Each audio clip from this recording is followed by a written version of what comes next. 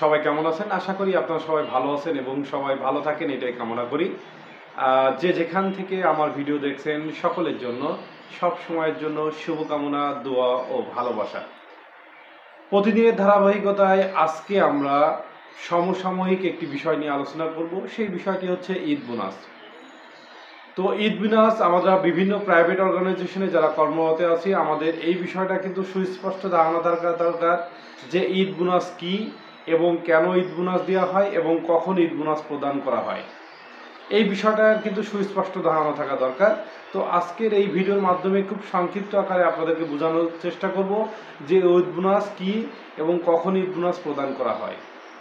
তো এর আগে আপনারা বিভিন্ন ভাইয়েরা আছেন যারা আমার ইউটিউব চ্যানেলে কমেন্টস করেছেন যে ঈদ বোনাস বাধ্যতামূলক কিনা।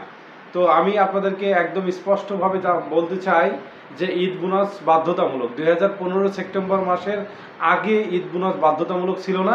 2015 সেপ্টেম্বর মাসে শ্রম বিধিমালায় ঈদ বোনাস সংজ্ঞায়িত করা হয়েছে এবং এটা বাধ্যতামূলক হয়েছে 2015 সেপ্টেম্বর মাসের পরে যে কিন্তু ঈদ বোনাস বাধ্যতামূলক হয়েছে।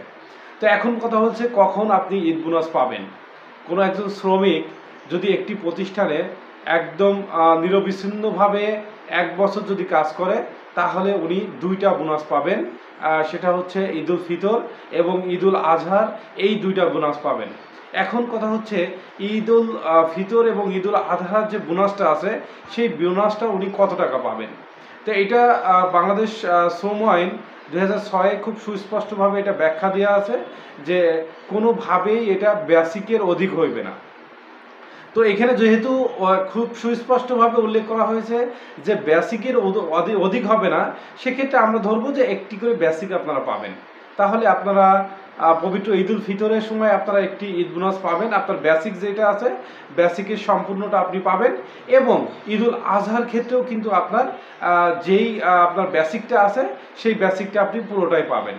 এটা হচ্ছে শ্রমিক ক্যাটাগরির জন্য, শ্রমিক এবং কর্মচারী ক্যাটাগরির জন্য। এবং স্টাফ ক্যাটাগরিদের ক্ষেত্রে তাদের বেসিকের 60 মানে টোটাল গ্রসের 60% দেয়, বা এটা প্রতিষ্ঠান টু প্রতিষ্ঠান কোম্পানির পলিসির উপর ডিপেন্ড করে প্রদান করে থাকে। অনেক প্রতিষ্ঠান আছে তারা একদিনও যদি কাজ করে তাহলে তারা ঈদ বোনাস প্রদান করে থাকে। তার 1 মাস যদি কাজ করে তাহলে 12 মাস থেকে যদি 1 মাসে যে কয় টাকা উনি পাবে সেই কয় টাকা কিন্তু কোম্পানি প্রদান করে থাকে। তো এটা হচ্ছে কোম্পানি টু কোম্পানি এটা পলিসি আছে, সেই পলিসি অনুযায়ী তারা কিন্তু ঈদ বোনাস প্রদান করে থাকে ম্যানেজমেন্টের ক্ষেত্রে।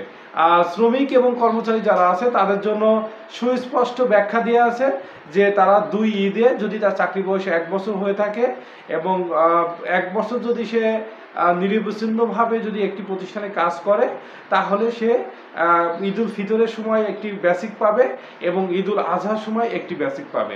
2 ঈদে 2টা বেসিক পাবে। এবং ম্যানেজমেন্টের জন্য প্রত্যেকটি কোম্পানির পার্সোনাল পলিসির উপর ডিপেন্ড করে সেই কোম্পানি তাদেরকে কত পার্সেন্ট প্রদান করবে। তো এই ক্ষেত্রে আপনাদের একটা বিষয় লক্ষণীয়, সেটা হচ্ছে যে ঈদ বোনাস কিন্তু অবশ্যই বাধ্যতামূলক এবং সেটা বাংলাদেশ শ্রম আইনের রেফারেন্সে বলছি যে কখনো এটা বেসিকের অধিক হবে না। তার মানে আমরা এখান থেকে আরেকটি ধারণা দিতে পারি যে আপনি রোজার পবিত্র ঈদুল ফিতরের ক্ষেত্রে আপনারা একটি বেসিক পাবেন, পরিপূর্ণ একটি বেসিক পাবেন যদি আপনার চাকরি বয়স 1 বছর হয়ে থাকে। আর যদি ঈদুল আজহার ক্ষেত্রেও আপনি একটি বেসিক পাবেন যদি আপনার চাকরি বয়স 1 বছর হয়ে থাকে, তাহলে কিন্তু আপনারা 2 ঈদে 2টা বেসিক পাবেন। এইটাই হচ্ছে আপনার ঈদ বোনাসের মোটামুটি সারমর্ম।